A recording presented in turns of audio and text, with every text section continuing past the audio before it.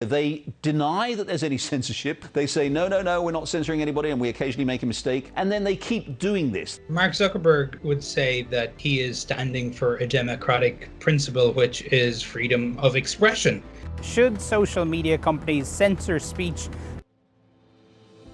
I think that there's almost two battles with regard to big tech. One is just the size and scope and the social effect of big tech and all of that. But the other one is there's a group of people who really don't like alternative viewpoints being out there, and so they are going to stump as hard as they can to get people deplatformed and to use big tech as a way of siphoning off perspectives. Well, you see that in those Project Veritas videos where the people who work for these organizations are so nonchalant about the way they're discussing, like they're at dinner, discussing how they suppress conservative voices. And if you're a person who has an understanding of the importance of free speech, which is one of the cornerstones of this country, you know that free speech works both ways.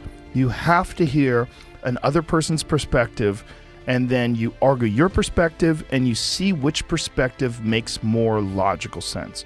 This is what free speech is all about. This is what growth is about. This is how we understand each other's points of view, and we learn about other people's opinions and ideas. And this is how you change your own opinions, ideas. You encounter some that enter into your mind that you go, wow, I never considered that. That's actually a good point. And then you shift your judgment. You shift your perspective. This is important for humans. It's always been important for humans. Echo chambers are fucking terrible. They're terrible in every way, shape, and form. And this idea that we're giving up these echo chambers, we're giving control of them to these fucking wokesters that work for corporations that can arbitrarily just decide, oh, this person talks about that, let's fucking shadow ban her. This person talks about this, let's ban their YouTube page. This person says data that's inconvenient for our narrative, let's silence them. That is fucking crazy, and it's completely un-American. There's something perverse that's happened too, and that is, you can spot it in the language. So until 2016, remember, social media was everybody's friend. Everybody loved social media until 2016. The media were like big on social media. It was great. It had been used to reach out to new voters, and it had helped people in the Arab Spring and all this kind of stuff. And then Trump wins.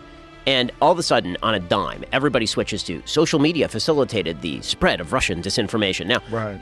My company is an online company. We spend a lot of time on places like Facebook, so we know what the numbers look like when you have high engagement.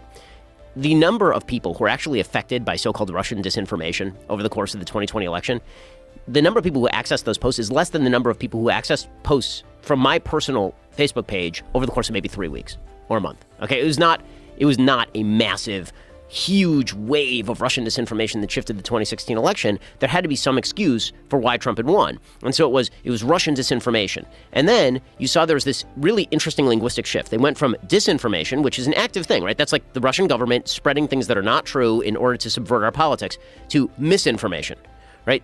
It's only one letter different, but it's completely different. Disinformation is a state actor or a terrorist group or some organized group pushing a perspective that is false in order to undermine the comity and cohesiveness of a community. Misinformation is just, it can be true, but if it's missing context or if it's presented in a way I don't like, it's misinformation. Right. And so now we have to target misinformation, and that can be anything. And not only that, we will set up a group of fact checkers who all happen to align with one political point of view. And these fact checkers will determine whether or not you have violated the ban on misinformation. And then we'll downgrade you on that basis. And it doesn't matter if the fact checkers shift their own opinion on this sort of stuff, right? We'll ban you for 6 months from social media if you talk about the Chinese leak theory. But then if everybody flips on a dime, then, well, you know, the fact checkers are okay with it so long as it's the right people who are saying it now.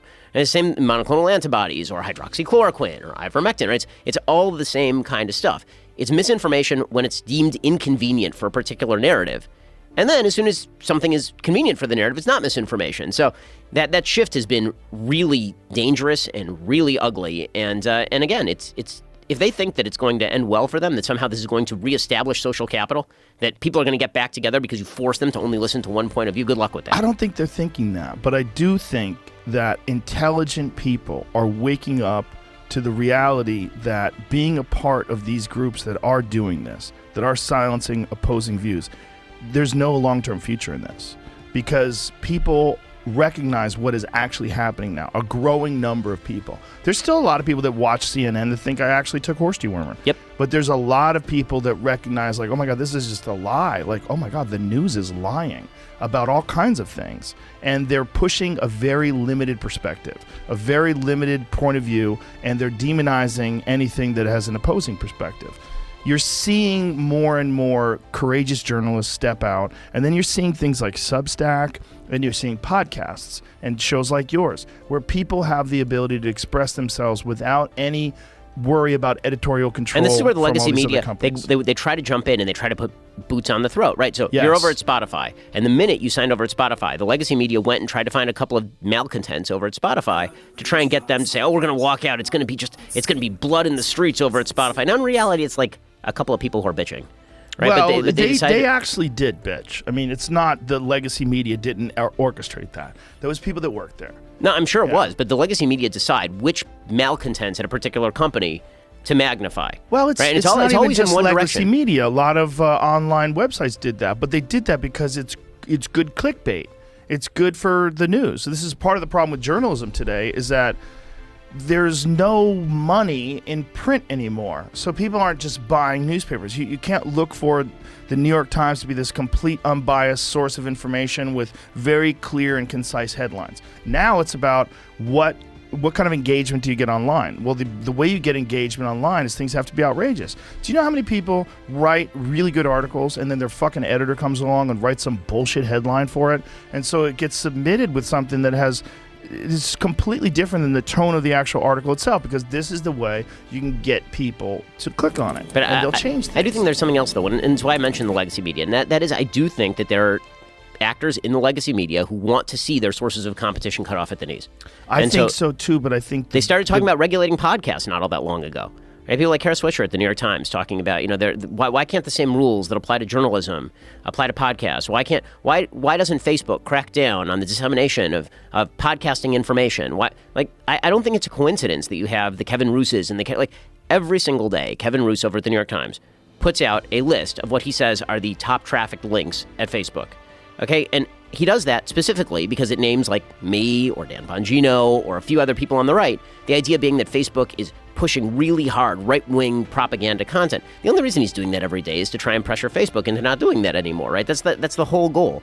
I think there is a real concerted effort by legacy media to basically say the only approved sources should be us, and anybody else who's out there is not an approved source. I agree with you on that. I definitely agree with you on that. But I think that there are a growing number of people that are connected to legacy media that realize that you can get much further being independent. And it's a much clearer path, and you don't have to deal with editors that change the titles of your stories. You don't have to deal with these bullshit narratives that you're being forced to push. You don't have to be a cog in this machine.